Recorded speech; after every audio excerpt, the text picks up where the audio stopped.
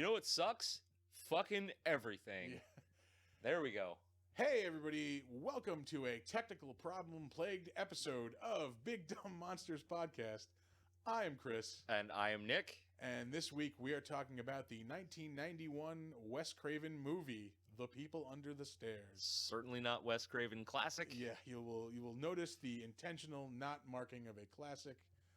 It's not a horrible movie. We give it we give it I would say a begrudging seal of approval. Yeah. It's entertaining. I could say it's fun. Fun might be a stretch. It's very it's discomforting. It's entertaining. But it's definitely got its flaws. It'll be worth your time. I don't think you'll regret watching it. You just won't want to watch it again. Yeah. I know I definitely don't want to have an episode like this again where we have to start over multiple times. Yeah, this sucked. Yeah, so if things seem a little disjointed, just know that we are battling through some technical issues this week for some reason. We tried our best. And if that's not good enough for you, well, then I guess it's not good enough for you. Yeah. Deal with it, Mom. So anyway, on to the film. Here we go. We're talking 1991's The People Under the Stairs. Enjoy the show.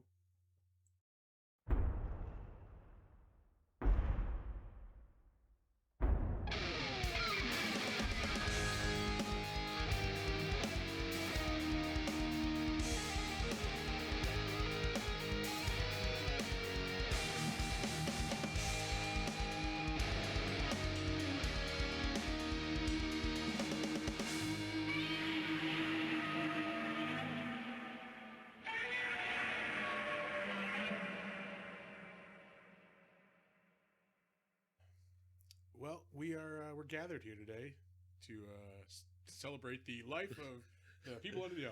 We're going to talk about The People Under the Stairs.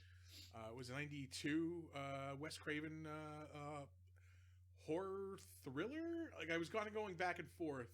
It's like yeah. There's nothing like see like I it's a horror thriller comedy.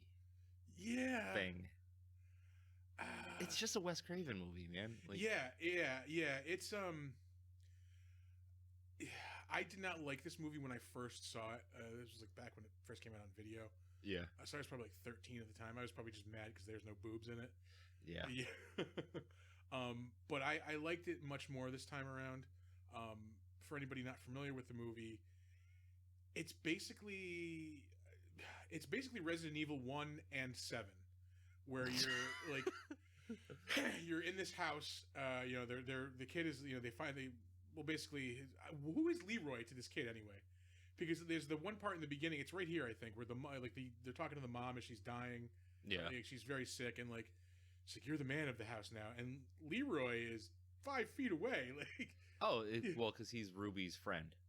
Oh, okay. I didn't know if he was like his uncle or like a relative or something. I didn't know. Okay, he's just Ruby's friend. He's just like a hood dude from the neighborhood. Yeah, this kid, they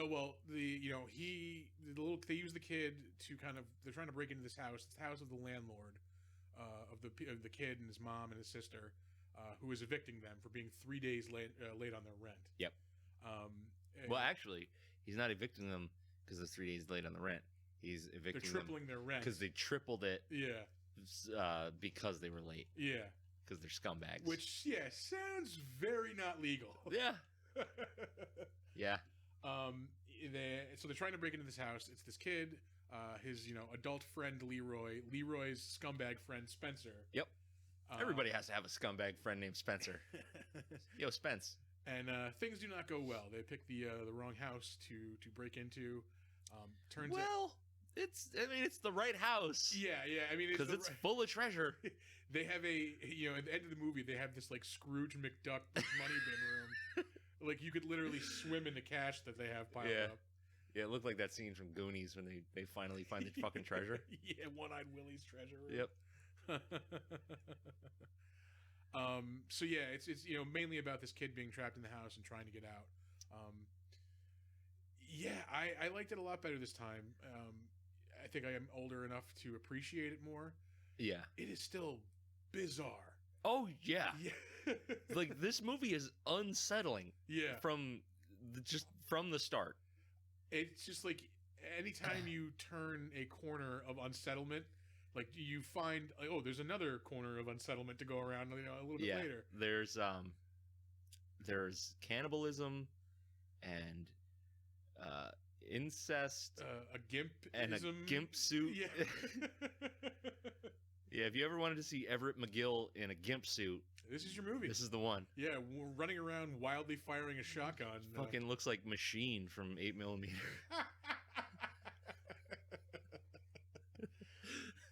Oh, it like the movie starts on that bizarre scene with Everett McGill just eating like a rack of brontosaurus ribs. It looks like from the Flintstones, spitting out buckshot. Yeah, yeah. And I guess we're supposed to assume that it's a human like ribs that he's eating. Yeah. Just like they've got the girl like tied up in the house. Not tied up, but like held captive in the house. There's an entire community of rejected sons living in the basement of the house. Yeah, it's weird. Like it almost plays like it could be a true crime story if it wasn't so fucking strange. Yeah. There's not like a supernatural element.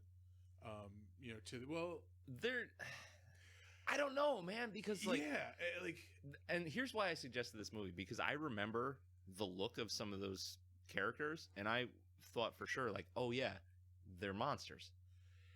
Watching the movie, you get like, they're not monsters, they're just kids who have been kept in a basement. Yeah, and kind of they're like, but just they maladjusted. They look like fucking zombies, for fuck's sake. And I mean, like, to some extent, living, without sunlight, without proper food and like nutrition, I guess, would deteriorate you. I don't know if it'd be to the point of a zombie, like. Yeah. I don't know. It was just weird. Like, so that was always my takeaway, remembering this movie, because I saw it when I was a kid, and it stuck with me as like, oh, the people under the stairs, quote unquote, are monsters. Like they look like crazy fucking, super makeup monsters. Yeah. And they do. That is 100% what they look like, especially the one with the fucking abattoir mask on. Yes. It's like, what are you doing, man? Yeah, they're just all look like fucked up frat boys almost. There's a couple of scenes toward the end where they almost look like a boy band. A little bit. Yeah. The one who's got real nice hair. He's got like long blonde hair. Dude, you know what that character's name is? The Stairmaster? Stairmaster. I laughed when I saw that. Oh, Jesus, the Stairmaster. And this is in 1992. Yeah. Well after the invention of the exercise equipment, the Stairmaster. Yeah. But yeah, like they're like just got like flowing blonde hair. And yeah. Like, they're just like, they show up like in unison almost, like BTS, like a fucked up BTS. Oh, and then there's just the one guy in like the burlap like fucking skull cap. I don't know what the fuck was going on with that. I don't know. It didn't make any sense for him to be dressed like that, other than like he just made it and felt like wearing it because he went fucking crazy. He was a big Mushmouth fan from Fat Albert and the Cosby Kids, I guess. Yeah. Like, it's OBKB. Or no, was Dumb Donald the one with the hat that had to cover the eyes? Like, no, I don't remember. Yeah, I don't remember. That's way, way back. Goddamn. Yeah, and so much of this movie was working for me. Oh, I'm sorry. We were talking about the monsters of the movie. Yeah. So you go in, and your expectation is the people under the stairs are the monsters, 100%, and you're not technically wrong. They are the physical monsters of the movie, but the actual fucking monsters are mother and father. Yeah, who are actually brother and sister. Yeah, we find out. Yep.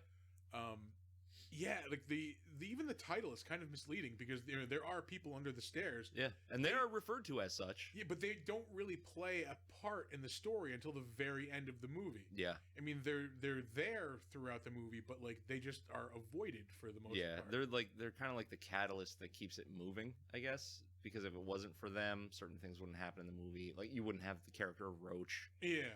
I love Roach. Yeah, I like he was the character. Like as soon as he shows up and is like is nice, I'm like, well, this guy's gonna die. Yeah, he's the Rufio of the people under the stairs. Yeah. Oh, that scene where he shows that he has his tongue cut out. Like, yeah, and he's just like flicking it. Yeah.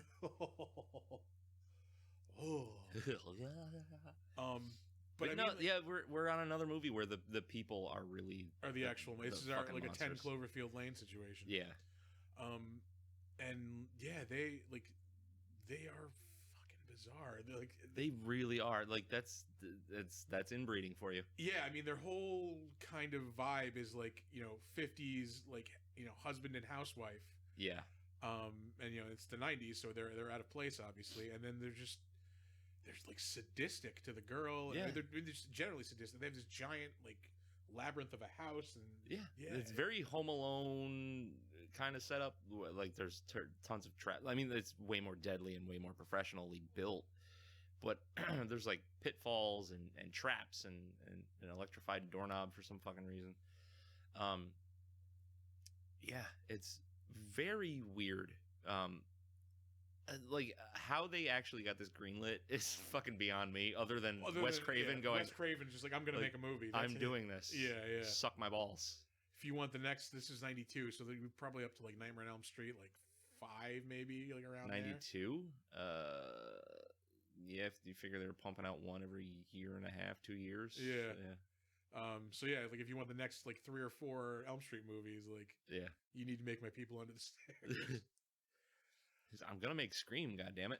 Yeah, and like as weird as everything is, like I still feel like it works.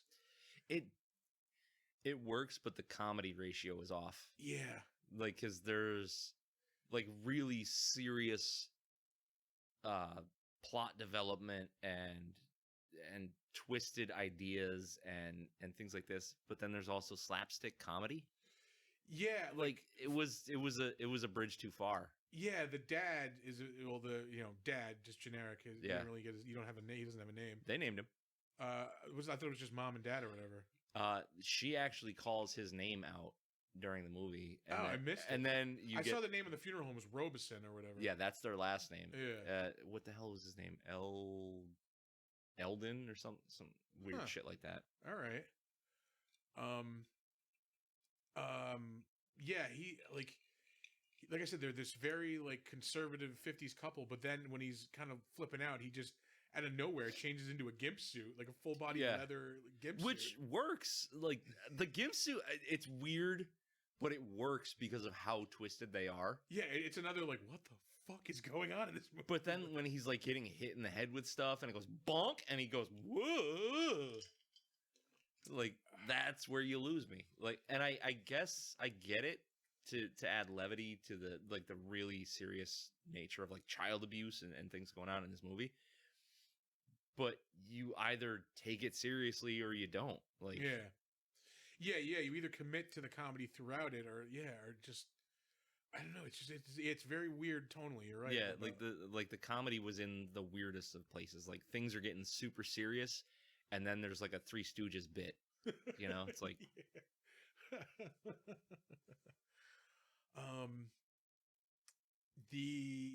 I don't like the genericness of the setting either. They never really say where it is. The kid mentions Detroit. When he describes when he describes father. Yeah, he's as big as Detroit. So I don't know if they're supposed to be in Detroit. It clearly looks like Southern California, but the cop cars show up don't have any markings on them. They just have like a police badge and no. I mean, that could be on purpose. That could be like, I'm sure it is. This could be in your town. Yeah, kind of thing. Yeah. So I don't know. That bothers. That's like a little detail that bothers me. Yeah. What else is like? There's just a lot to unpack in this movie. Yeah, it's I don't know. Like it sits in that weird like it's a good movie, but is it as good as I remember it being, or is it better than I remember it being? Yeah, it's. See, this is the second time I've seen this movie, so it's better than I remember it. I'm still processing. Like, that's a long word I butchered. I'm still processing this. Like, processing. This kid's a fucking moron too. Oh yeah, he's a fucking idiot. Yeah, I mean his name is Fool, and it's quite appropriate. Yeah. Excuse me. This movie could have ended about a half hour earlier, when he calls the cops after escaping the house the first time. Yep. The cops go and like they just kind of do a walkthrough and you know, everything's fine here, everything's great. Yeah. When they leave, he pops out of the cabinet. He's been hiding. He snuck in through the back door. Yep. That whole visit from the police probably would have been a whole lot more effective if he said, "Hey, this is a secret passage over here. Yep. I know where there's more secret passages upstairs. Like there's dead bodies in the basement." Yep. Yeah. Like that frustrated me. And this movie did get a little long in the tooth. Like toward the end, I was like, all right, come on, let's wrap it up. Yeah, I kind of was like they draw out the ending quite a bit with the people showing up from the neighborhood. Yeah. And then like she just keeps going back to the door. Like that's just weird. Yeah, it wound up getting really repetitive. I think it's like there would be the same setup, and then the same resolution, and then they work on the same setup again with the same resolution. Fool is trying to hide in the house, and then he gets the attention of the father. Well, first of all, he makes noise when it's easily avoidable to not make noise. Like, So then father's chasing him, and mother's screaming, and Alice is either helping or staying away. Yeah. And then he hits him in the head with something and hides again. And then he makes another noise, and then they're after him. And then he hits him in the head with something. Yeah. And then he hides again. Yeah. I know he hits him in the head with a brick. He hits him with the lamp. Fire poker. The lamp, Fire poker, the toilet lid. Oh, yeah, that's right. The back of the toilet lid. Yep. I do remember that one, too.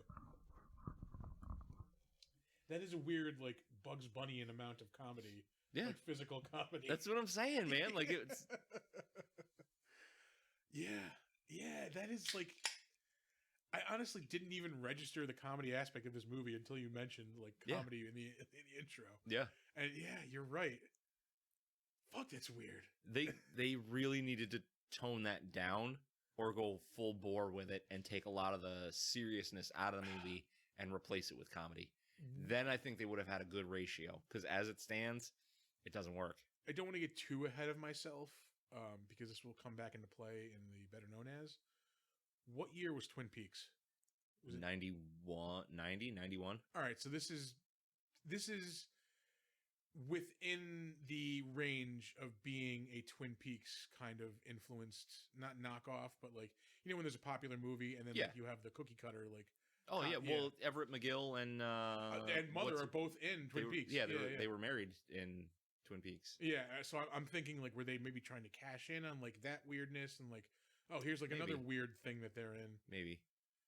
Man, the first season of Twin Peaks was so good. I really need to watch it.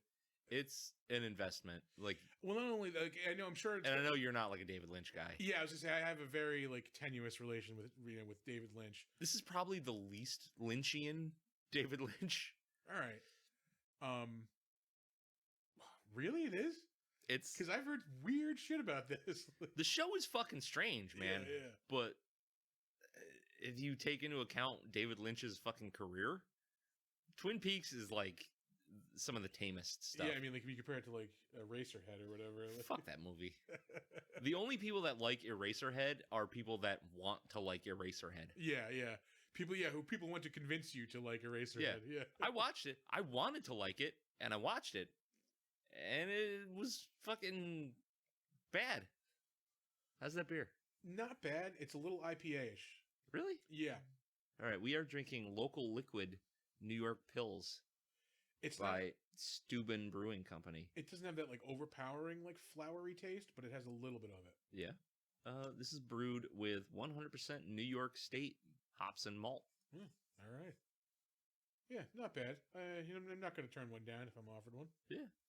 I also just finished a Mai Tai, courtesy of the Artisan machine, or Artesian machine. There's a little bit left in there. Hey. These guys are from Cazenovia. Is that out west? I don't know. Yeah. I know I've driven past it at some point. I know. I set it up like I knew what the fuck I was talking about. Like, oh, yeah, they're from Cazenovia. I was not prepared to follow up on that one. Yeah. Thanks, bud. All right, back to the movie here. Okay, I see what you're saying with that beer, It has that IPA like flowery kind of like aftertaste to it, but not not super anywhere strong, and yeah. not anywhere as extreme as an IPA would be. Yeah, yeah, No, it's actually pretty delightful. yeah. I like it. Um, Back to this weird fucking movie. yeah. There was something else this kid did that was fucking dumb. Trying to rob them in the first place Yeah. was pretty dumb. I mean, the whole setup of like you have two people within like a half an hour coming to your house trying to gain access for separate reasons. Like, Yeah, red flag, red flag, red flag. Like, yeah. it's dumb. I don't know, when he decided he was going to square up with the Rottweiler was pretty dumb. He squares up with father at the end too. Like, Yeah, where he punches him in the balls. that's right. I so wanted like the Mike Tyson's punch out, like the star punch, like Yeah, well, he basically went whoop whoop whoop whoop whoop and fell down. Mario runs out.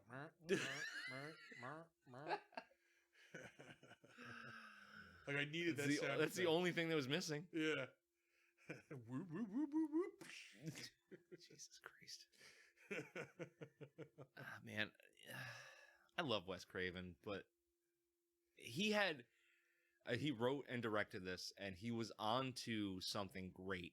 I just don't think he didn't execute a little bit longer in the old creative oven. Like, you know? I think so. Yeah.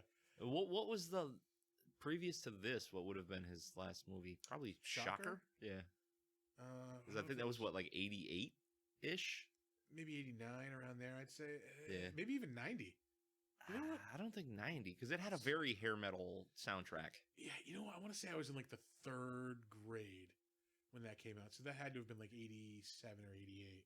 I don't know. Let's see. Just a little before I Google. If anybody else is going to Google Shocker, make sure you Google Shocker movie Wes Craven. Like, Yeah. you're gonna just don't Google Or leave your safe search on. Yeah. Don't Google Shocker or The Shocker. You're gonna get some naughty results. Hey man, there's a whole series of those. It's not just the Shocker. Would you like to know them? I am good. Are you sure? 1989, yeah, Shocker. 89, yeah. Yeah. That makes sense. And what was this? 91, 92? 91. This is oh shit, I thought it was 92. God damn, IMDb says 1991. Yeah. They're the authority, I'm not. I'm really just pulling shit out of my ass at the end of the day. Please don't do that while I'm here. That's unsanitary. God, what else? Like this movie is it's very bizarre.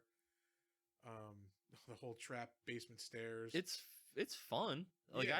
I didn't not enjoy it. Yeah. I just would have enjoyed it more had it taken itself more seriously. I think. Yeah. Is where I'm at. Yeah, I can get on that train. Yeah, it's excuse me. I mean, like, and the other thing is, like, how hard is it to escape a fucking house? Like, if you really want to get out of the house, like, Yeah. you can get out of the house. Yeah. Especially, like, there's at least, I want to say, 10 dudes in the basement. Yeah. Maybe a dozen to 15, let's say. All held in with one padlock. Yeah. On a rickety ass fence. Yeah, like, granted, we probably can't talk. Like, they're all kind of fucked up. I think they can, communicate enough to say, hey, let's all work together and break the hell out of here. Like, Yeah. I would think so. Yeah. Oh, what a weird movie. It is very strange. Like, it's the best kind of strange too, because like it's kind of feasible strange. Like, there are stories of people abducting and stashing kids in their basements. There are stories of, incestuous brother sister fucking weirdos. I don't know if I'm verging in trivia territory with this, but this is like Wes Craven got the idea for this by reading. He saw like a newspaper story about these two burglars tried to break into a house. The police were called. The police showed up. The burglars were nowhere to be found. Yep. But these people who lived there had their kids like locked up in this house, like pretty much like what's going on here. Yeah.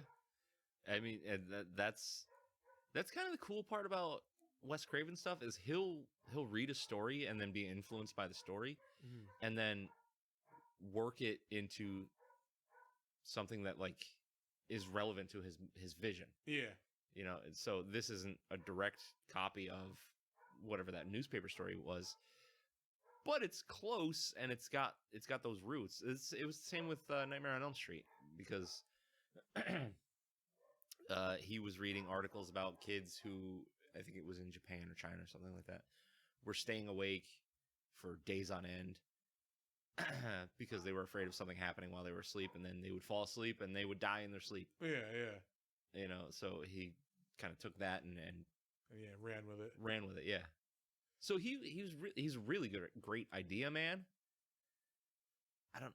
His writing was not the best. Yeah. You know, because you have the like, I don't want to get too politically correct. The beginning of this movie is like set in Stereotypeville. Oh shit, yeah. Look at Ving Rhames. Yeah. Look at him. Oh, you mean Leroy? Yeah. Yeah. Yeah, I mean Leroy. Yeah.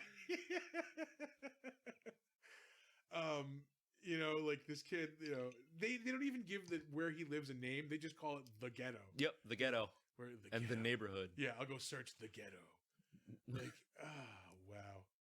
Like just a little bit of writing right there would help that out.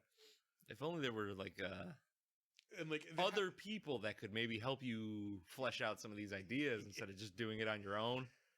Oh, and like it's just, if it's almost like this kid lives in like one of those Christian hell houses. There's like Christian haunted houses where like Yep. like an unmarried couple living together. Woo! Yeah, like stuff like that. This man is gambling on the Sabbath.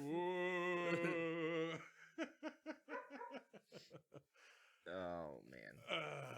All right, let's go to the rating on this. Yeah. I'll start it off. I am gonna give this. You gonna give it a 10? No, I'm using my new harsher standards. Oh, really? Yeah. I'm gonna give this a 5.5. I'm gonna say. Okay. Just because I don't want to give it a 5, because I'll put it in that range of like, well, I don't really like it, I don't really hate it. Yeah. I did enjoy this movie. It was a good watch. Is it something I'm gonna go back to?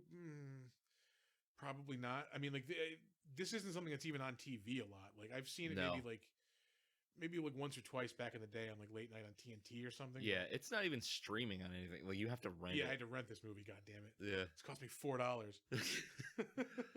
Fucking HD and SD were the same fucking price. Fuck you, Amazon.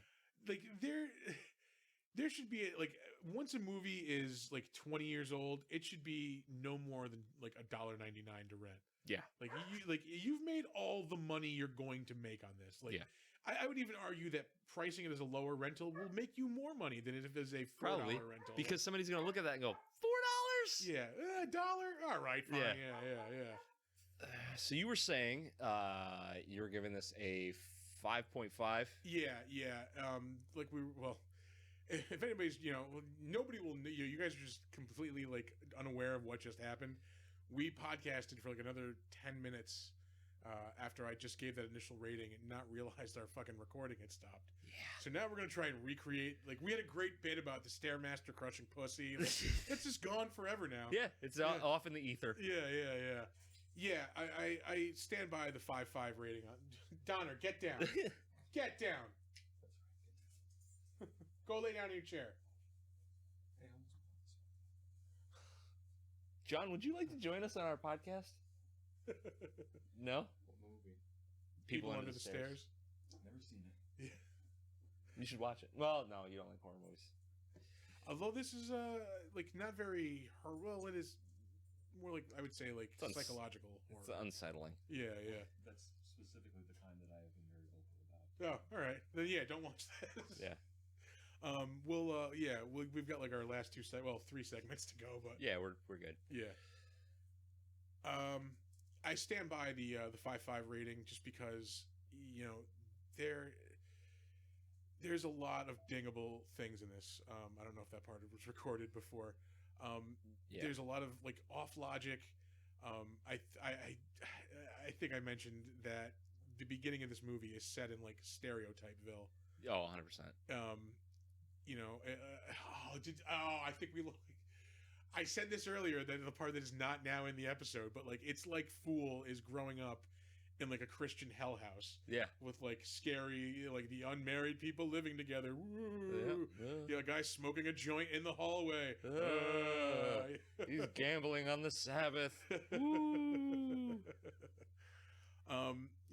I don't think it's something I'm going to go back and watch again anytime soon, but at the same time, like if I came across it on TV, I would stop, but I would also see what part you're on. No, I would stop the channel here, but I would pull the guide back up and keep scrolling through the guide, because I can do better than this. I feel like I can do better. Yeah. Yeah, man. Like it's definitely it's a hard cut off at a 6 for me. You could probably convince me to go lower. You'll never convince me to go higher. Yeah. There's just a lot of just weird logic, strange logic, absurd slapstick comedy for no reason. That like really clashes with like the intensity and the seriousness of like the actual. They could have done some lighthearted bits to get a little humor in there, but the slapstick nature of it does not mesh with the rest of this movie. Like Wes Craven, you done fucked up, bud.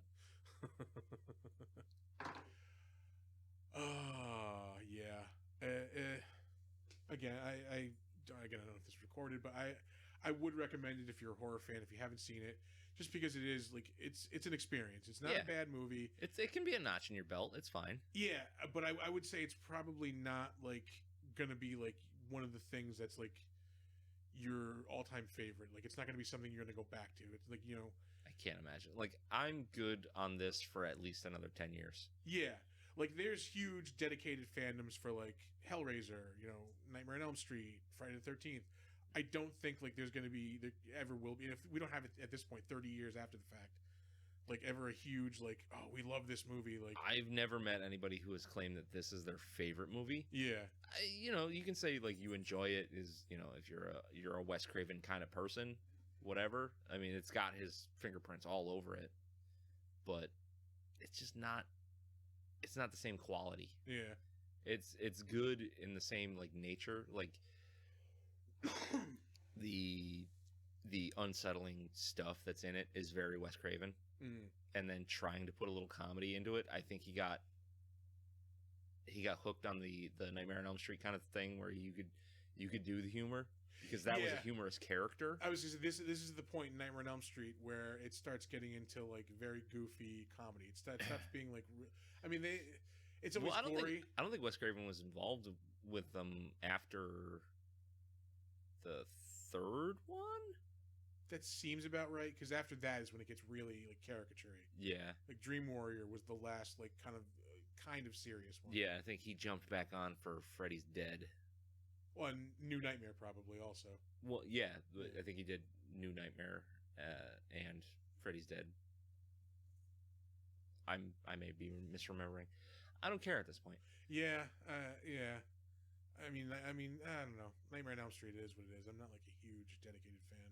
I was also very scarred by that first movie by watching it when I was way too young to watch. Yeah, that'll happen. All right, you ready for some trivia? Let's do some trivia. Okay. This is where we put the trivia music. Hey! Not to bother you with trivia. I used to think they were kind of trivia. Wes Craven was inspired to write this film after reading a real-life news story. You already ruined this for me. You fucker. Yeah. Eat shit. I'm going to skip right over that then. All right. How about this? Hilary Swank auditioned for the role of Roach because Roach was originally written to be either a male or a female. And I don't think Hilary Swank would have done a very good job. I'm not a very big Hilary Swank fan to begin with. Yeah. I don't know. Like, the dude who did it did a pretty good job with it.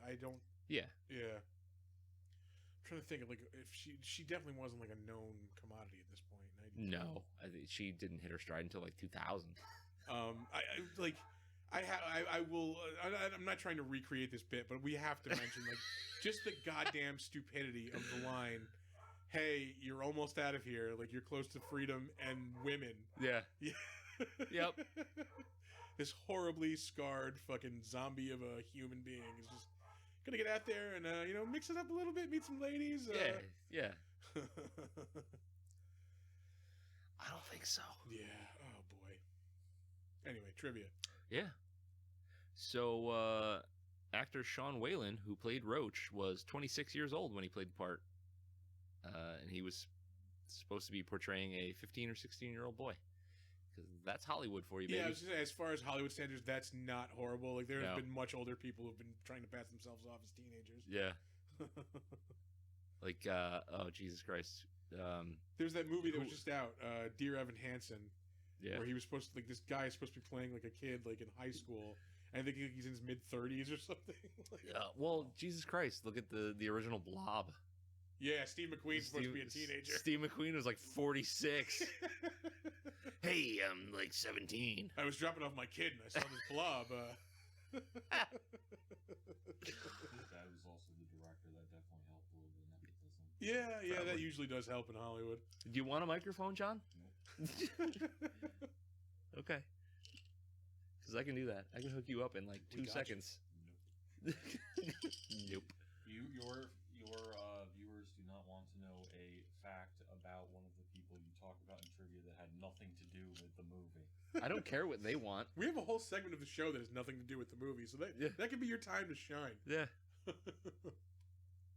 The film earned back its $6 million budget within a few days of its theatrical release, which I never would have guessed in a million years. Yeah, $6 million in '91. I mean, that's like nothing to shake a stick at. That's good money. Yeah.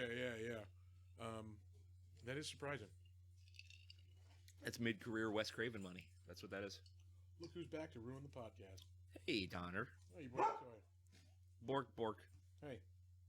During the scene in which Wendy Robbie feeds Spencer's sliced-off hand to her Rottweiler dog, a fake edible hand covered in a red sauce was used. While the dog was chewing and eating up the hand, Robbie noticed a wire in the dog's mouth, and when she reached into the dog's mouth with her bare fingers, managed to pull out the wire, much to the crew's shock. So there's this like giant nasty fucking Rottweiler right there. Prince. She just shoves her hand in his fucking mouth while he's eating. Yeah, not a good move. Generally. Oh, that was the The Mike nut Tyson- punch. Yeah. Like if you could have given me the Mike Tyson star punch sound effect right there, it would have been so good. Or even like the ding when he like first gets when he gets the star. Yep. Oh man. Fucking Johnny Cage, man. Throughout the entire movie, you hear the man and woman call each other mommy and daddy.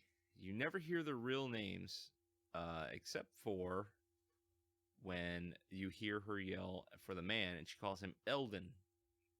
The sign in the front reads Robeson Funeral Home, so his name must be Eldon Robeson. Yeah. There you go, yeah. Yep. Yeah, most people don't catch that she actually called out his name. I completely missed it, yeah. Yeah. Because, other than that one scene, it's just... Their credits are man and woman. Yeah. Yeah. Yep. Which I don't know if he didn't want to, like, humanize them too much, or... I think it's all part, like, I think all of the genericness of the setting and all that, I think it's intentional. I think it's just part of that. Yeah, just like, this could be any Anywhere, town, USA. Yeah. Spanish director F. Javier Gutierrez was approached by Wes Craven to direct a remake. So if you actually look on IMDb, you'll see like an in production or in development title for People Under the Stairs. So I don't know if they were planning to do another movie or a TV show, maybe. Yeah. I don't want either one of those. Yeah, I mean, like... Actually, you know what? If they do a movie with and take the serious tone stuff from this and keep just the serious tone, could work. This would be one of the movies that we'd say is like prime for a remake, where it was okay. it could have been way better if they did a little bit, put a little bit more work into it. And, Yeah. I think if they do that, that would be worth the remake. Yep. But a TV series, I would not want to show. Fuck no. We were just saying like this thing is too long already. Yeah. Like, they were stretching it out as it is. I don't think you're going to do a series. No, because I think this was an hour 46. Yeah, about something like that, and it could have easily been an hour 20. Yeah. And I think it would have helped this movie a lot. And guess what, folks? We are restarting the podcast for the third time now. Yeah. We had as funny as the stuff that got dropped the first time. I'm telling you, what we just lost was even funnier. Probably the funniest thing anyone has ever heard. Our best bits ever. Yeah. And they're now gone forever. Yep. Sorry. This is our last IMDb trivia fact here. There was a February 4th, 1999 Los Angeles Times article about the house entitled Points of Pride, about how Butterfly McQueen, who was the maid in Gone with the Wind, owned and lived in the house where this was filmed, and she was still alive at the time of the film's release. So she was probably mad that they were fucking up her house. Yeah, I can see that. Because they definitely had to do some interior stuff for sure. Oh yeah. Well, he was shooting a shotgun through the fucking walls, and stabbing it with the bayonet, and it was not good. Now I'm really fucking paranoid about our recording. Yeah, yeah. John, keep an eye on that. Yeah. John's now our producer. You just walked into the role. You didn't know it. Yeah. Suck to suck. All right. Shall we move along to the next segment then? We already covered that. You did? That's a cool fact. It is a cool fact. That they got the job because they played a married couple in Twin Peaks. Yep. That's cool to me. Yeah, we talked about that earlier. I was wondering if this was a kind of like a cash grab to because Twin Peaks was out right before this, so they're and was hugely popular in its first season. Yeah. By the second season, it waned a lot. People weren't really digging it. Yeah, and this would have been the second season, so I think it's right in that prime time to be a copycat of Twin Peaks. Let's move on to the better known as segment, and better known as. Yeah, hope this recording stays up throughout the whole thing. If it doesn't, I'll be mad, and I will flip this table. I didn't pull up Wes Craven's IMDb. We'll start off with him because he's the director. Where did it go? Here we go. Wes Craven is definitely a name you know, probably most famously from Nightmare on Elm Street. He was also behind the Scream franchise. I think his first movie was Last House on the Left, wasn't it? I think you might be right on that. Let's see. This whole thing is Last House on the Left. Blah. The Last House on the Left. You ever seen that? I have not. I heard it's pretty intense. It's fucking grisly, man. Huh. That was back in the day where there was a lot of exploitation, like I Spit on Your Grave. Yeah, and stuff like that. Yeah. It was rape exploitation. I think was the genre name for it. He also directed Hills Have Eyes Part 1 and 2. I did not know that. Really? Yeah, I didn't know that. I don't know why I didn't know that. Oh shit. He also directed Swamp Thing, which I think we'll be doing on an upcoming episode. Oh, we certainly will be. I am both excited and afraid of doing that episode because I watched that movie a lot when I was a kid, and I know it's not going to hold up. You know what? I think I saw the movie maybe once or twice. I watched the show a lot. Yeah, actually, I never watched the USA show. Yeah. I watched the one they did 2 years ago. That was really good. See, that I haven't seen. Yeah, that one was awesome, and then they shit-canned it because it was too expensive to make. Yeah. And the effects and just the body horror of it all was really good. Yeah, everybody says it was really good, but then there's no resolution to to which it just stops. Drives me crazy, which is why I won't watch Carnival. Even though it's supposed to be amazing. Of course, Nightmare on Elm Street we just mentioned. The Magical World of Disney. I did not know that. Oh. Case Busters. This fucking thing is acting very wonky. There we go. Deadly Friend, I remember that. That was with Drew Barrymore, I believe. He did 5 episodes of the 80s Twilight Zone series, which shows up in here quite a bit. Hey, Shocker was 89. Yeah, Shocker. Serpent in the Rainbow. I love that movie. Yeah, I have so not seen underrated. that in a long, long time. That's with Bill Pullman, right? Yes. Yeah. Bill Paxton and Bill Pullman are interchangeable as you. They're basically the same person. Yeah. Nightmare Cafe. Oh no, he did Vampire in Brooklyn? He did. Wow, the Eddie Murphy vampire movie. Scream 1 and 2 were a year apart. I did not remember that. I think I'm the only person in the world that does not give a shit about Scream movies. I like the first 2. 3's when I start giving a shit. I mean, I guess it was a cool twist on the genre, but like, I don't know. Maybe I just didn't like how meta it was. Yeah, I would say the first one is definitely the best of the series. Oh yeah. The new one is getting crazy good reviews. Yeah. So I definitely want to see it. I don't care. Although, yeah, with everything going on right Once now. MTV makes a series about your material, then we're done. And that was not a good series. Scream 4 was the last movie he directed. How about that? When did he die? It's been a while, hasn't it? 15? Wow, it's 7 years already, almost. Well, it will be 7 years later this year. Yeah, I mean, a true master of the genre.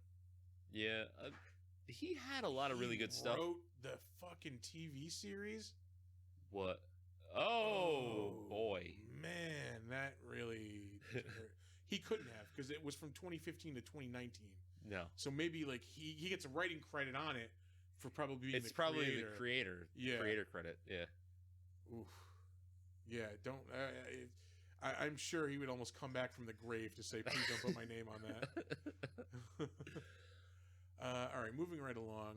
We have the star of the movie, Fool, Brandon Quinton Adams. He's actually one of the kids in The Sandlot. That's one of the things he's probably most known for. Kenny DeNunez.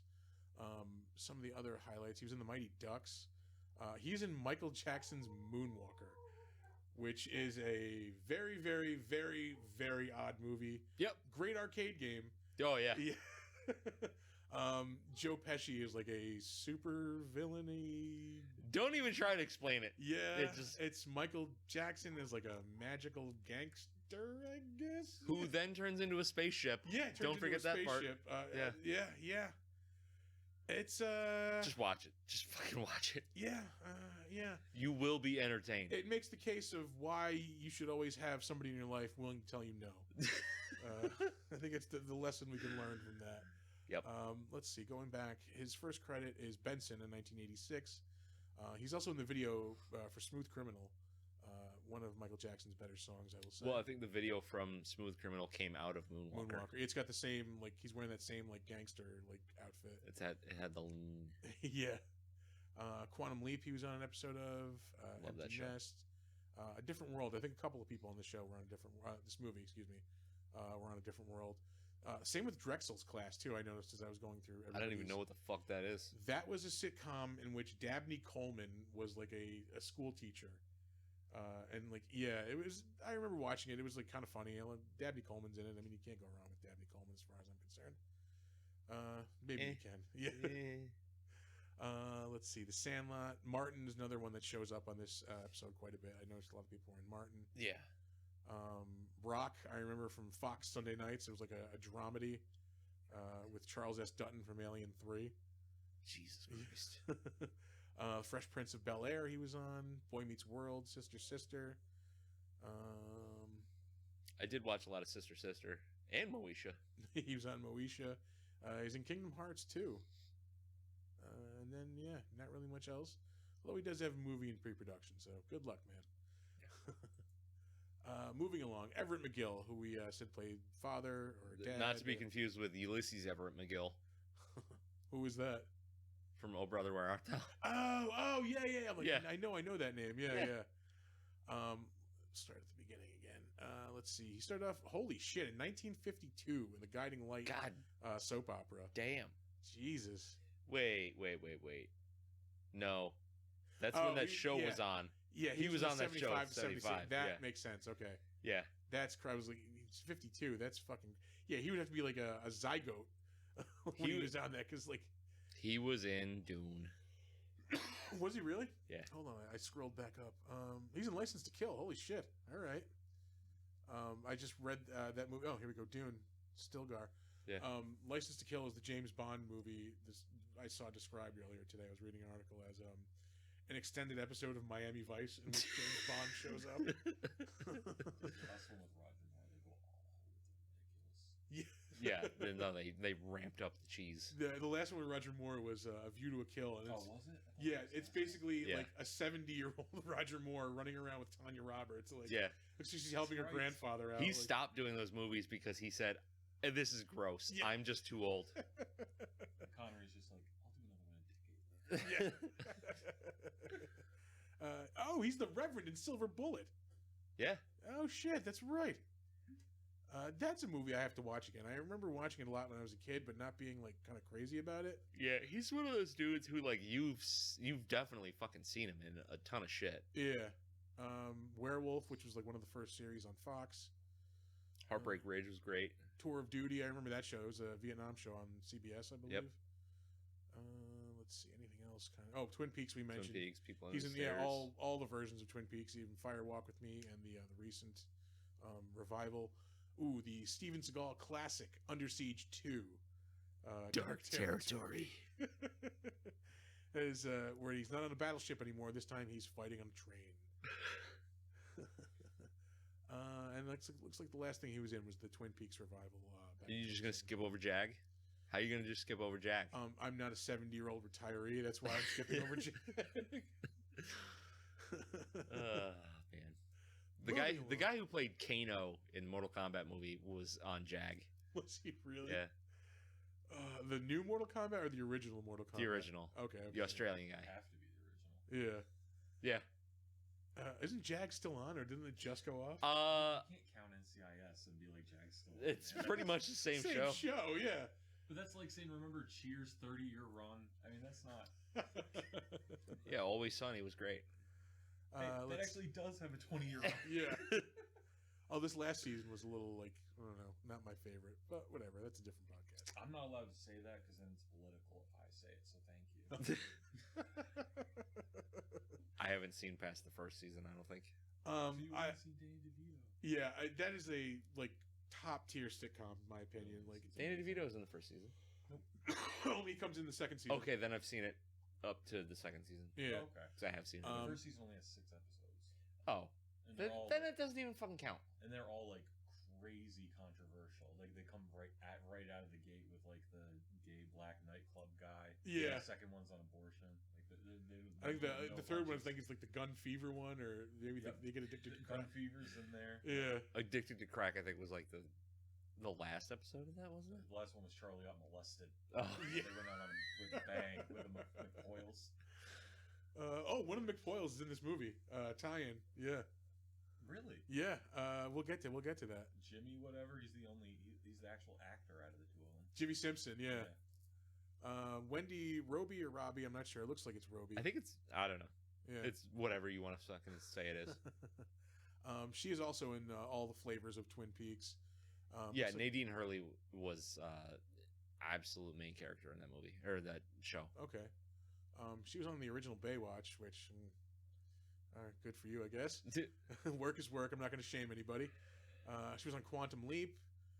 She was in the 90s Ultraman revival, which I vaguely remember. Do you remember Viper? Is that the one with the, like, basically Knight Rider with an actual Viper car? Yeah. Yeah. Yeah, it sure was. Yeah. Oh, she's in Vampire in Brooklyn. Fucking gross, man. She's on Deep Space Nine. I love that show. Oh, another Seagal classic. The Glimmer Man. Ooh. She's in, apparently there was a Zork game in the 90s. Okay. She was a voice in that. Party of Five. Devil in the Flesh. She's in I think that was one of those steamy HBO movies. steamy dramas. Let's Yeah. see. 1990. It definitely sounds. It's got Rose Yeah. McGowan. When a girl lays eyes on her teacher. Yep. Don't even need to read the rest. Sparks fly, and so do some heads. Yeah. So sparks and head are flying. It's definitely a steamy drama. The Magnificent Seven TV series, which I don't think anybody watched. Sure. Sure. Yeah, Yeah. sure. If you say that's a thing. That's yeah, totally never watched that. And that's really about it. The last like kind of known thing she was in was Twin Peaks in 2017. Yeah. So that's probably what she's best known as. Moving along, Very much so. AJ Langer, who played Alice, she showed up in a lot of things like here and there. She is probably best known as the president's daughter in Escape from L.A. Yep. Oh, Escape from Jesus LA, 1998. Christ. Oh, that's Fame L.A. Jesus. There we go. 96. Looks like she was on Coach. You go all the way down to the bottom there? Yeah, I kind of jumped around. Sorry. Hey, man. Dragnet. She was from on the 90s. the Ferris Bueller ripoff, Parker Lewis Can't Lose, Ugh. on Fox in the 90s. Hey. Drexel's Class again. Hanging with Mr. Cooper. She's hitting all the teaching sitcoms. Yep. And Blossom. Oh, all right. Oh, yeah, Blossom. And the Wonder Years. Jesus Christ, she was killing it on 90s TV. Like, Beverly Hills 90210. Another return to Zork. There's 2 Zork 90s games? Jesus Sure. Christ. Baywatch again? All these people are just hanging out on different movie sets. Yeah. My So-Called Life. I didn't hate that show. I never really got into it. I've heard people say it's really good. I just never got into it. Yeah. She was on an episode of Seinfeld. I definitely remember that one. Hey, do you remember how bad Coach was? Yeah. Hey, do you remember how bad Escape from LA was? Yeah, unfortunately, I love it to death, though. It's so fucking horrible. Oh. Let's see. Brooklyn The South. Poltergeist TV show. I'm sorry. Oh, that's right. Poltergeist Legacy. Yeah. I forgot that was a thing. It shouldn't have been. She was on a couple episodes of the Drew Carey Show. Private Practice, and she really hasn't been in anything since. No, that's pretty much it. Yeah. Okay. Moving along, Ving Rhames, who you've definitely seen Ving Rhames in something. Jesus Christ! Yeah. He's probably most well known as Marcellus Wallace in Pulp Fiction, which is just a couple of years right after this movie. Let's see. He started in. Jesus, his fucking IMDb is long. 1984. It's probably not the only thing that's long on Ving Rhames. I'm just gonna let that one be. Another What? World. He's very tall, so his arms are probably very long. Crime Story, which I may have mentioned on this fucking podcast before, was like a 50s like cop detective show with Dennis Farina. Which was pretty cool. I remember it being cool when I was a kid. Yeah. Miami Vice, Tour of Duty again pops up. Spencer for Hire, The Equalizer, which shows up quite a bit here. So the Stallone classic, Stop or My Mom Will Shoot. That is a classic. I don't give a fuck. Pulp Fiction in '94 it's definitely got to be his most. Blood In, Blood Out was a good movie. If you like those like early '90s urban gangster movies. I don't know if I've ever seen that one. Huh. All right. Yeah. That's Bound by Honor. It's a completely different movie. But What the fuck? Oh, original title, Bound by Honor. Oh, okay. Wow. Because I'm pretty sure there was another movie called Bound by Honor. That's probably why they changed it. Yeah. Huh. All right. No, I never saw that movie under any title. Oh. Well then. Yeah. His real most popular roles coming up. Oh, you mean Striptease? Kiss of Death, the Where he- David Caruso classic. I don't know. I liked Striptease where he was just drilling holes There in it walls. Con Air. Yeah, that's what Nathan Diamond Dog Jones in Con Yep. Air. So he was Don Yep. King in the Don King HBO movie. Woof. Out of Sight, which I have definitely mentioned on this podcast before. It's a fantastic movie. You should check it out. I did not realize he's been playing that character on Mission Impossible for over 20 years at this point. That is mind-blowing right now. Am I the only one that stopped giving a shit about those movies after the second one? That is one of the few series that I will say gets better as it goes along. Really? I'm trying to think of the last one, but yeah, there's definitely a because like The third one was better than the second one. Yeah. One was like, two was like, and then like three like really picked it up. Yeah. After that, it really started to be like, hey, Once it became good. they kind of like put some like money and like kind of talent into it. Like they brought in other people. You get like your Simon Pegg and your Jeremy Renners come in. Yeah. They make it a lot better. I will say it's one of the few franchises that has improved with age, I think. So he was in the O.J. Simpson TV movie in 2000 playing Johnny Cochran. Oh, Jesus Christ. He's in the Final Fantasy movie, the first one. Yeah, I remember seeing that in the theater. That was horrible. Lilo and Stitch, he's a voice in that. The Proud Family. There's a lot of Mission Impossible stuff on here. Oh, that's right. He's in Dawn of the Dead. Yeah. That's a very good remake. Oh, man. That remake of Kojak only got one fucking season, huh? Yeah, he was apparently Kojak in it. Yeah. I remember that. I don't remember that. Leroy and Stitch is really getting that Disney money, man. There was an Aquaman TV. Yes, there was an Aquaman TV movie. It was a spinoff of Smallville. They had, like this dude bro Aquaman. Like, yeah, it was not good. It was not good. Day of the Dead, which I'm good on that. The remake, it's not even a remake of Day of the Dead. It's just a terrible movie with the name Day of the Dead. He plays the brother of his character in Dawn of the Dead. Oh. He's like, he mentions like for like a second, like, oh, my brother's at Fort whatever. And then like the story is about his brother at Fort whatever. And it's fucking terrible. I'm really upset at anything that's George Romero adjacent that is not George Romero. Yeah, it does not involve George Romero. Going through some stuff here. He's in a lot of fucking crap as well as like good movies. Oh yeah. Looks like he's in the second Piranha movie. Looks like he's in a couple of those Death Race movies, the newer ones. Gross. Yeah, those were not great. He has a bit part in Guardians of the Galaxy 2, which I absolutely love. Yeah. It's as far as like your space sci-fi, like that's one of the best ones we've gotten in a while, I think. Holy shit, they're up to Mission Impossible 7. And 8 is filming. Whoa! Yeah, 7 is in post-production, and they're already cranking out another one. God damn. Yeah. That's not okay. I don't know if you knew that. Hey, look. No one's willing to stop Tom Cruise from killing himself for a movie, all right? Like, let's just let him keep doing it. Yeah. Maybe eventually he'll... They're going to keep cranking them out just like the Fast and Furious movies. At least these are good. Yeah. Sean Whalen, who we mentioned, played Roach. I remember, why did I say I was coming back to him? I don't know. Yeah, probably because he was in Mission Impossible. He was in Men in Black. He was in a lot of stuff. Yeah. He was in the horrible Ferris Bueller TV series back in 1990. That was his first role. A year later, he's in People Under the Stairs. It looks like he's a bit part in Batman Returns.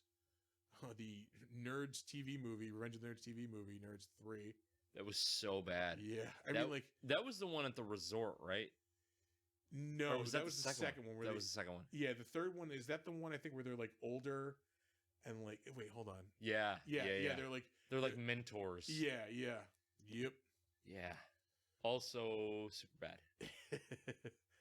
Looks like he was on Friends, Tammy and the T-Rex, which he was on Friends, and nobody gives a fuck. Yeah, which has like a crazy like cult following at the moment. Tammy and the T-Rex. Why? Yeah. I don't know. Apparently, like it's a very campy, like gory movie, and I don't know. It's got a following. He was on Waterworld. Yeah. I love Waterworld. Don't give me that fucking look. Don't give me your fucking attitude about it either. Look, people love things. I'll beat your ass in your own house. He's in like a lot of known stuff. Lois and Clark. He's in That Thing You Do. He's in Twister, the cable guy. He's always that like fringe character though. Like he's never really the main guy. Kind of like the like odd, quirky guy. Yeah. Men in Black. I think it's because he's got big gums, small teeth. Yeah. Suicide Kings with Christopher Walken and Jay Moore. La Femme Nikita TV series. I watched a lot of that. Nash Bridges. Watched a lot of that too. Idle Hands. I did not enjoy that movie. That seems like that's getting like a big following now. I did not enjoy that movie. It's getting a big following now. I've heard like people talking about it a lot more now. I would assume that you would be all over a horror movie based around weed. Yeah, I did not like it. It's so weird. The whole premise is insulting. Yeah. Come on, man. It's got The Offspring in it. Let's Martial Law. Oh, he's in the Charlie's Angels 2000 movie. Yeah, most of this is not good. Yeah. Oh, Spin City was decent. That was a good TV. For when Michael J. Fox was on it, it was pretty good. Yeah. Sabrina the Teenage Witch. The Hebrew Hammer, I remember that. That was Amazing. a Comedy Central movie. Star Trek Enterprise. Anything else kind of well known here? The Sweet Life of Zack and Cody. Yeah. Totally. Sure. Employee of the Month. Isn't that a fucking Dane Cook movie? Jessica Simpson. Yeah. Yeah. Yep. I'm sure it's gold.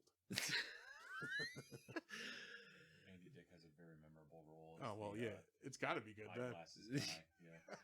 All right, so you're telling me that a movie with Dane Cook and Jessica Simpson and Andy Dick And Dax Shepard. and Dax Hold on. Before he was Kristen Bell's husband. before he was Dak Bell. Dak Bell. He was on Lost, I believe. Yeah, Lost. Halloween 2, Rob Zombie's Halloween 2. Yep. I don't give a shit. I like those movies. Yeah, they're They entertaining. catch so much hell. Yeah, I really don't have an issue with them. He was in an episode of Castle. Oh yeah, I just ran over that Castle. Brooklyn Nine-Nine. Hatchet 3, so he's done work with Kane Hodder. He was on the Constantine TV series, which wasn't horrible. I really liked it. Yeah, I'm very sad that they it only canceled it. lasted like a season, Yeah. and then they just moved his character to Legends of Tomorrow. Yeah, it's like, hey, you got this really good show. We'll take the character out of it and put him in This this is why really bad show. I saved him. He's Lion McPoyle on yeah. That's a fucking name. The McPoyles are like the white trash family on It's Always Sunny in Philadelphia, like the inbred white trash family. I figured that was the Probably main century, family. So there would have been a lot of family members brought into that one. Yeah. Lots of family. Yeah. I think it's like the one in the like Royal McPoyle is like the dad, like Royal McPoyle. yeah. Yes. He keeps a bird under his hat, like yeah, They have to keep the bloodline pure. yeah, And she almost married, and his brother almost married outside the family. yeah. They only drink mother's milk, and mother is the name of the cow, like the family cow. But, you know, the brother of the bride spiked the milk with bath salts, and they all ate each other's faces. Great show. Yeah. Classic. He's in a lot of stuff, but Hey, Three from Hell. oh yeah, yeah. That is the least good of those movies. Yeah, for sure. We've said this before. It's Rob Zombie trying to be Robert Rodriguez, in my opinion. Pretty much, yeah. Yeah. American Pickle, which was pretty decent. Not the greatest Seth Rogen movie, and he's got like 4 movies in pre-production. So Hey, good for him. absolutely, My man is getting paid. Yeah. He is so creepy looking, though. Yeah. Bill Cobbs is another guy like you've seen in a lot Classic. of stuff. Absolute classic. Most memorably, probably, is Demolition Man. He plays the Old cop. the guy who was like a rookie when Stallone got frozen. Yep. And he's still working too. This dude has been, I think he's like 80 something years old, or now I'm sorry, he's almost 90 years old. 1934 he was born. He has 1, 2, 3, 4, 5, 6, 7 movies, either completed or post production or even filming. Jesus. So there's a few little posthumous. Yeah, I'm sure he's got a couple, with no release date. So Yeah. I'm sure there'll be like an in memory of. Oh. beginning. They're going to dedicate the movie to him. Yeah. So he'll win an Oscar. Or at least get the lifetime achievement. You know, he's definitely going to be in the reel, like in the people we lost reel. His first movie is The Taking of the Pelham 1, 2, 3, 1974, which is a pretty decent movie. Who directed that? Let's check it out. Joseph Sargent. Not Oh. a name like ringing a bell with me right now. Let's see. He was on Good Times. Trading Places, which is a great movie. The Brother from Another Planet, The Equalizer, which seems to show up quite a bit. Yeah. The Color of Money, which is a great movie. It's so good. Yeah, it's the sequel to The Hustler. Both of those movies are amazing. Yeah, But yeah, Jackie Gleason is awesome. I want to say it's one of those rare instances where the sequel is at least as good as the original. Yeah. I don't want to say it's better because they're Different movies. they're different, Yeah. but it's at least as good. He was also on Spencer for Hire, which we mentioned earlier. LA Law. Designing Women. New Jack City. People Under the Stairs, which we are currently talking about. Yep. He was in The Bodyguard. There were some great one-liners in New Jack City. Uh, Like such gems as "Shut your $5 ass up before I break you into change." I remember the one Dave Chappelle line. I think it's from Chappelle's show. He's like, "I'm handing out turkeys like Nino Brown, baby." Fatal Instinct. I believe that is the like spoof parody of Basic Instinct, starring Armand Asante, which I remember being pretty fun. Yeah, it totally is. Yeah. Sean Young plays like the Sharon Stone role. This is back when spoof movies were actually good. Yeah, there's one scene that always fucking gets me, and like they're in a it's Armand Asante and Sean Young. They're sitting in a bar, and like he's like trying to talk to her, and she's like, most guys in that chair don't last that long, and he's like, oh, why? He's like, they're afraid of you. She's like, no, it's broken.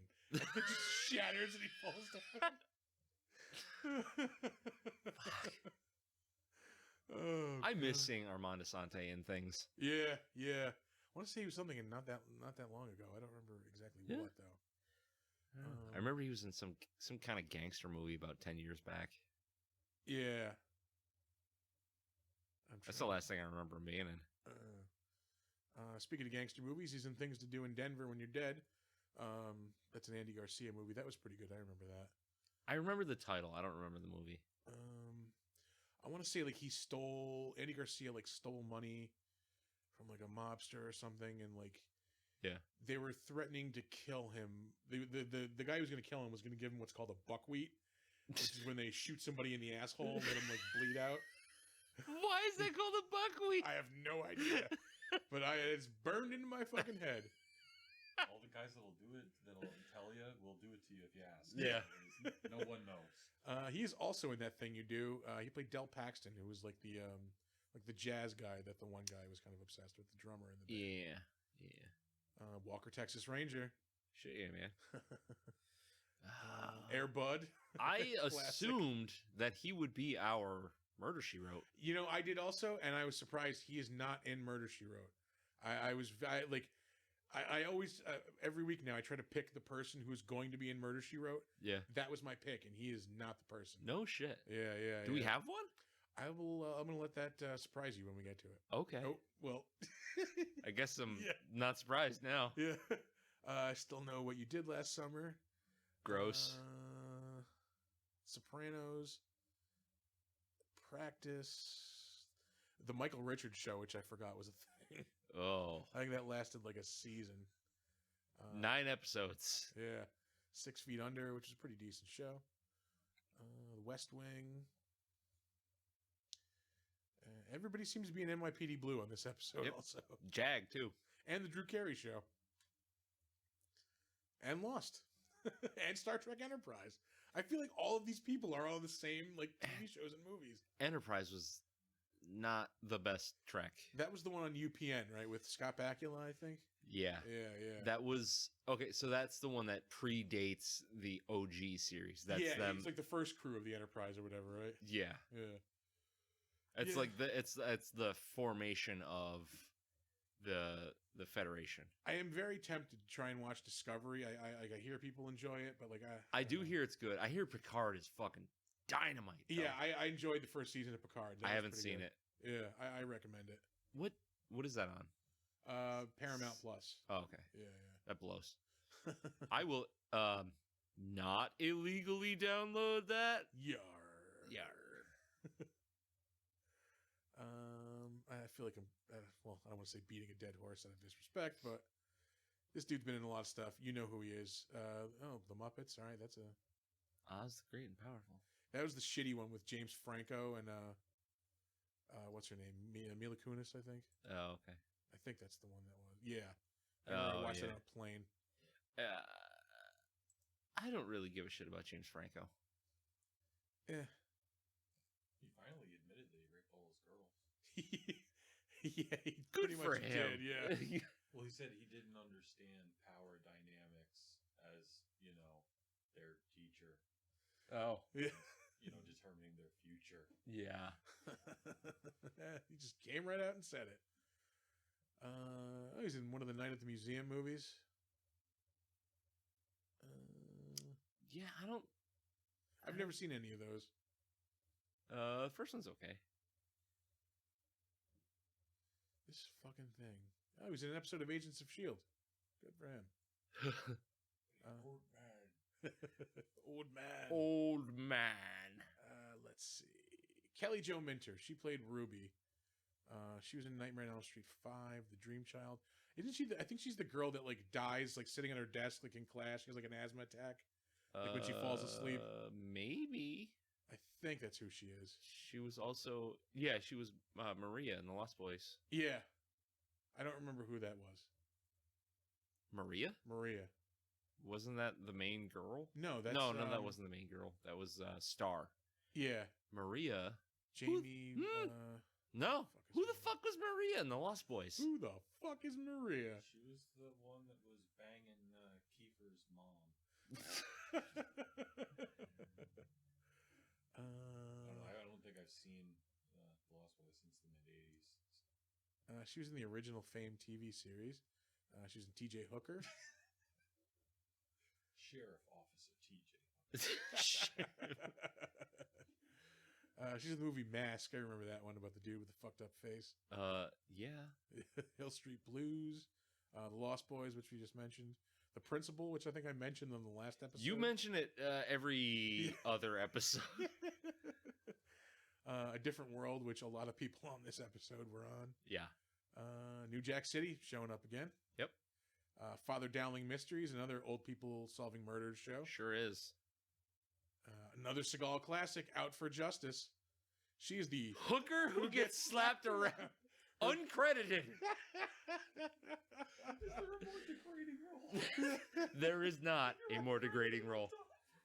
And this is why we do this segment. Hooker who gets slapped around. Uncredited. If that isn't bad enough, the uncredited part. That's the real slap. Okay, so the good news is you're in the movie. Bad news. Yeah, you're playing a hooker who gets slapped around, and you're not going to get credit for it. Yeah. We can barely pay you. Yeah. How's $50? And we won't actually slap you.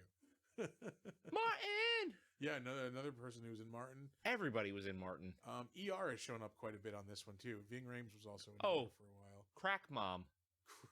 Crack Mom. That might be worse than Hooker who gets slapped around uncredited. Although Crack Mom sounds like the greatest sitcom ever. You can at least put it in your resume.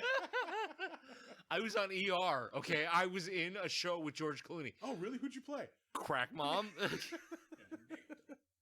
And she was in something called Banged Out.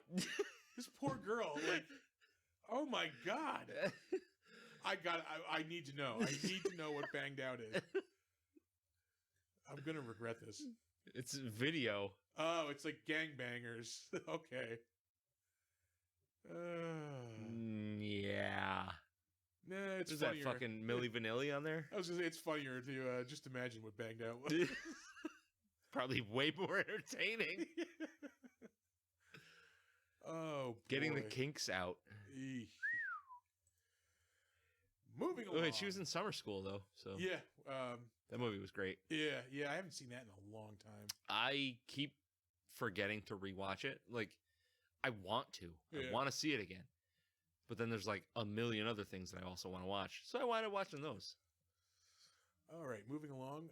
Jeremy Roberts, who played Spencer, Leroy's like scumbag associate. Yep. I'm going to cut Scumbag right Spencer. to the fucking chase here. Xena Warrior Princess and yes, Sliders. He was in Xena Warrior Princess. The thing we actually care about. Weird Science. That's the one. Yes, Weird Science, as always. The fuck did it go? Hold on. It's blowing my mind right now because I saw somebody have a credit for Seinfeld and then later had a Weird Science credit. The thing we really give a shit about. In 1989, he played Sergeant Stokely on Murder, She Wrote! The Monster, She Wrote streak continues. Yes. We officially have Monster, She Wrote stickers in, courtesy of Ron Gold, who was one of the guests on our Thing episode. Yep. Which, by the way, is like 2 listens away from becoming like our 3rd most popular episode. Yeah. It's been out barely a week. Yep. Yeah, 1 and 2 I think are the first and second episodes. Yeah, Godzilla and Frankenstein. Yeah. Let's see what else he was in. L.A. Law, which has shown up a couple of times. It doesn't now. matter. None of this. None of this No, we're matters. just here for Murder She Wrote, Yeah. really. But Freddy's Nightmares, another person who's in that. No, fuck all this. 21 Jump Street. Hardball, which I remember lasted like a season. It was a cop show. Paul Rodriguez was. All one of right, the hold on. cops. He was on 2 episodes of Doogie Howser. We'll give him that. As Policeman and Policeman 2. Jesus Christ. He's also on Jake and the Fat Man. Ooh, excuse me. You're going to eat that dead guy.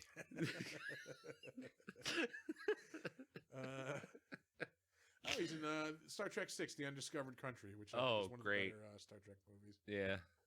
Also, The Wonder Years. Seinfeld, which we mentioned. He's on Roseanne for a couple episodes.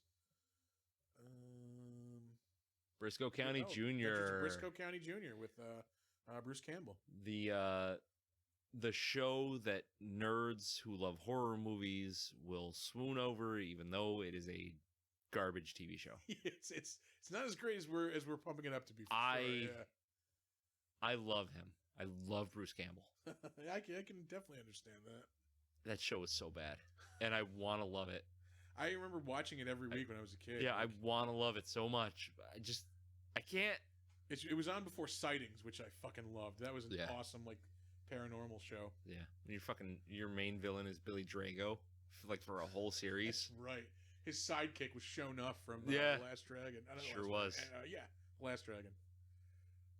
He was on an episode of Star Trek Deep Space Nine. Money Train. Oh, this guy was in the 1994 Mask. Yeah, we have Mask and The Mask. He was on Star Trek Voyager, so he's getting his Star Trek punch card. I did like Voyager, but it is like number 3 for me for ranking of the series. He's in 1 movie and at least two of the Star Trek series. Is good for him. Him being 3rd out of Star Trek still kind Hey, he was impressive also in because Deep of Space the Nine. Top 2. What's up? The top 2 are kind of legendary though, so isn't being 3rd kind of impressive? For me, top 2 are Deep Space Nine and Next Gen. Well, I assumed Next Gen in the original, so Oh, that's no. cool. The original Star Trek is great, but it is so 60s that it's kind of hard to take seriously at this point. I want to say we have bingo for old people solving murder TV shows. Oh my God, we do. Yeah, we have Father Dowling Mysteries. We had Murder She Wrote. We have Diagnosis Murder. There was Matlock in there too. I skipped over a Matlock earlier too. Yeah. So yeah, we've covered all the old people who solve murder shows. Yep. Silk Stockings, which we mentioned quite. You know frequently. what? I don't give a shit. I'm gonna find where to watch that show Silk because I Stockings. need to fucking do it. Oh, dude, he's in the Renegade TV. Oh yes, a lot of it too. He plays 4 different characters in 4 episodes. Oh my god! It's like once a season he's on, and then like it's Oh Jesus Christ, that show sucks The so Adventures much fucking balls. Reno Reigns. Oh god, I remember watching that piece of shit show. I would have pretty much watched anything back then. Watching that show is why I wound up watching the movie Snake Eater. This dude also has shitty USA show bingo because he was on Pacific Blue also, and he's a Wing Commander video game. Okay. Oh, and Jesus Christ, and Pensacola. Magnificent Seven TV series, Brooklyn South. Both of those have shown up on this episode already. God damn. Sliders, Buffy, Xena, all the garbage. Oh, Martial Law. How is this dude in all these Martial Law and and Hercules? Hold on, did he play the same character in Hercules and Xena? No, He did not. No, Weird. 4 different characters in 4 episodes of those 2 shows. Because that was basically the same fucking show. Oh God. Let's see. Oh, Touched by an Angel. The Mexican, which was not a great movie. He's got a couple of CSIs under his belt. Yeah. Different characters each time. Malcolm in the Middle. Hey, Monk. I did not realize there was a 2000s Dragnet, but he was on it. I don't remember that. The Lindsay Lohan classic, Herbie Fully Loaded. Fuck yourself. Veronica Mars, Weeds. He's been in a lot of stuff. He's our guy killing it on TV. But he was in Murder, She Wrote. And that's really the only thing we give a shit about. And he was a cop on National Lampoon's Christmas Vacation. Yeah. This fucking cursor. There we go. Nope. There we go. Our last one. Stairmaster! Yan Birch, who played the Stairmaster, the worst named character ever. He has also been in a ton of stuff. I don't know what is going on with this. The batteries are probably dying. Yeah. We don't use it all that much. I always turn it off. Oh, well, I don't know. Let's see. He was in Men at Work, which we talked about last week. We sure did. Which is a highly underrated comedy. Slumber Party Massacre 3. He was the weirdo. Somebody threw out a perfectly good white boy. Strange Days. I remember that. I mentioned that a couple episodes back. That was a good movie. With Ray Fiennes and Angela Bassett. Bless the child. Charmed, which I noticed. He's in an episode of Tim and Eric. Awesome show. Hawaii Five-0, Brooklyn Nine-Nine. Where did he take a giant break? Because he was in some stuff, and then it was all of a sudden the mid 2000s. It looks like he did like some spotty stuff in the 2000s. Hold on, this. Am I just too far away? I don't know. You shouldn't be. You're 2 feet away. It looks like he took a break for 4 years between 2003 and then 2007, a 2-year break to 2009, and then a 5-year break to 2014, and then like one thing a year. Well, he's living off that. He's living off that Wes Craven money. It looks like he got down to business in 2019. He did 3 things. Oh shit! And 3 in 2021, and he's got a whole shitload of stuff in post production. None of that looks good. Yeah, no, not a single one. But hey, work is work. I'm not here to shame anybody. Yeah. Hey. But that will do it for the Better Known As. He's probably making more money than I am. Yeah. Well, on to the crapshoot. Let's move on to the crapshoot.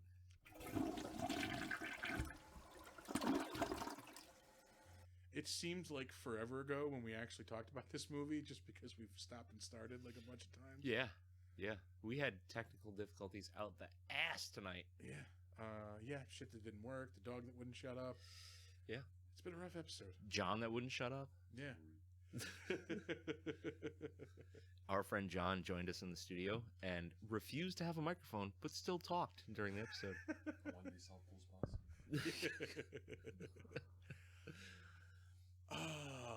Yeah, I mean, like we were saying before, if we might have had this conversation recorded. Maybe. I don't think it was. I would not be opposed to a remake of this movie. Yeah. I think it fits our kind of running criteria for that is a movie that definitely you might enjoy the original, but it could have been better with just a little bit more effort, a little bit more work. Yeah, this movie's got great bones. Yeah. It's just not fully developed. It's just like the running theme of like the twisted family and the darkness and all that. That's very, very good, very prevalent in this movie. But then he just missed the mark with the comedy. Yeah. a horror comedy can work. We've talked about it before with American Werewolf in London was a perfect example. Yeah. The ratio of comedy to horror was just spot on perfect. Yeah, and it's just like the comedy was an afterthought. Maybe we're like It's too dark for the comedy they put in, or the comedy is too silly for the darkness of the movie. Yeah. One or the other. Like they have to pick a lane. They didn't do that very well. yeah. So yeah, I mean, like, you know, especially in the hands of like a Jordan Peele, like, all right, I could get down with that. I have faith that it could be good.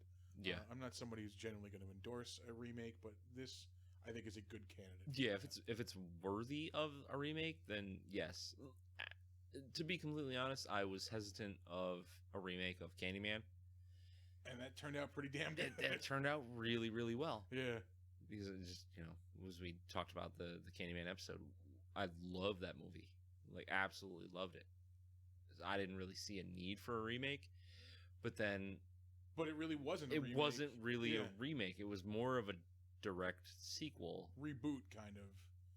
You're rebooting the franchise and not Yeah. remaking it. Yeah. It was Oh, a excuse me. subtle difference.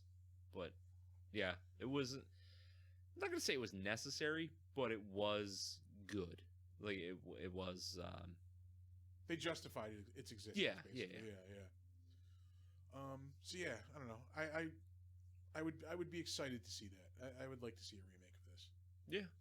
But again, like, I think the danger is going to be, I think, in casting people who could play like the mother and father part like well. Yeah. Because the people that they had do it in this version of the movie pretty much nailed it. Like, Yeah. Everett McGill is great as that character. Jesus, I forget her name. Robbie. Something. Not Margot Robbie. Robbie. It's Nope. something Robbie. Wendy Robbie. Wendy Robbie. All right, thank you, John. It's right there. It's literally right in front of our face. Yeah. It's almost as if IMDb was up on screen. 2 feet away from us. Yeah, they both did a fantastic job in both of those roles. Everybody else seemed kind of disposable. Like, yeah, I mean, like, even like, anybody could really play those parts. yeah, I was just saying, like, Ving Rhames is a big star now. He was kind of unknown then, and like even him, It could have been anybody. Yeah. He didn't really like. There's no flavor to that character. Yeah. Not no slight against him, but that's just It's the way it was written. Yeah. It's the way it was written. Yeah, I don't know. Hey, how about the fact that it's like 17 fucking degrees out right now? Yeah. In New York, and I don't like it. It's 17 outside and like a nice balmy 37 here in the studio. We do have blankies here if anybody. Yeah, if anybody- blankies, yeah. a couple of one space heater. Just start the car. We'll We'll either get warm or die happy. Like, it's fine. Yeah. I can't feel my toes. Oh man. I don't know, anything else to add to this? Not really. I mean, it's definitely a must-watch for a horror fan, mostly because of its reputation, its pedigree. It's a Wes Craven film. If you're a Wes Craven fan, then yeah, definitely. I mean, like, if somebody says I want to see a Wes Craven movie, this is probably not the one you're going to show them. Probably not. Yeah. I don't know. I'm man. even trying to, like, if people who like this movie might like this, and I can't even like tie it to anything. I don't know. It does stand on its own pretty well. Like, it is a fairly unique film. Mm-hmm. So I will always give it that. It just wasn't executed the way it needed to be.